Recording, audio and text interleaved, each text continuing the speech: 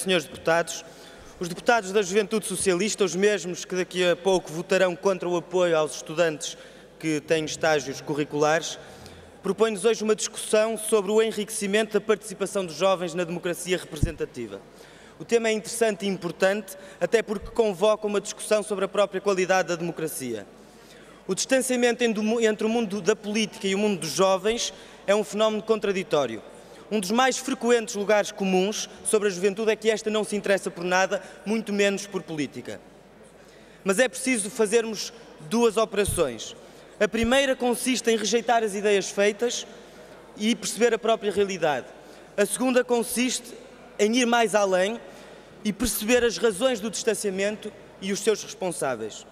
Primeiro, desfaçamos ideias feitas. Não existe nenhuma situação de apatia juvenil generalizada, mas uma reconfiguração das modalidades de participação dos jovens na própria política. As organizações clássicas e as formas mais institucionalizadas e mais rígidas de participação parecem estar em declínio, mas isso não significa necessariamente indiferença e afastamento da ação política.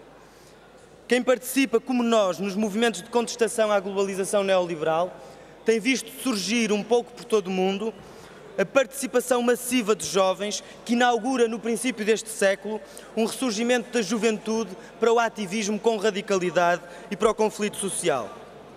Mas quem está atento à vida percebe uma outra coisa, é que a desconfiança relativamente às instituições em geral e à política em particular tem andado a par de um acréscimo do aumento global das qualificações e de um aumento do acesso à informação. O que quer dizer que essa desconfiança não é indiferença.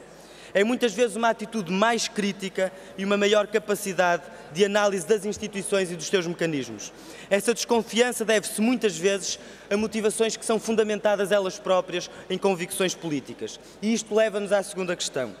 Não deixa de ser irónico que o nosso debate de hoje sobre a participação democrática tenha sido precedido de duas discussões importantíssimas que tiveram lugar neste Parlamento.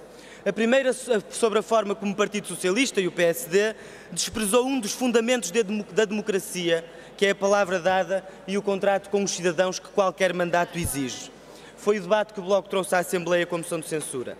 A segunda sobre a verdadeira restrição democrática que o PS e o PSD quiseram impor para o futuro das autarquias, com a distorção da representação proporcional e com a caciquização dos executivos.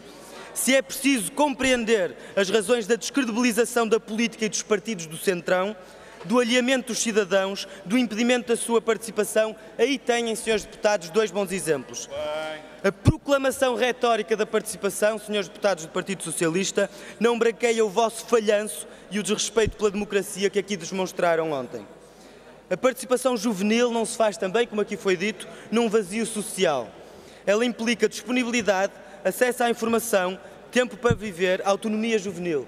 A precarização da vida dos jovens no emprego, na habitação, no acesso à educação é um bloqueio à sua participação cívica. A existência de mecanismos formais de participação, como os Conselhos Municipais da Juventude, são um elemento importante que é preciso valorizar e dignificar. Mas eles não garantem por si só um incremento da participação juvenil. Aliás, os estudos realizados sobre estes órgãos revelam que a participação é protagonizada pelos grupos com mais escolaridade e melhores condições sociais e culturais e que, frequentemente, a generalidade dos jovens vê a participação nestes órgãos como um mecanismo de promoção partidária. É por isso que esta proposta, sendo importante, é evidentemente insuficiente e o seu sentido é até muitas vezes contrariado, através de outras medidas de política, pela própria maioria que o propõe.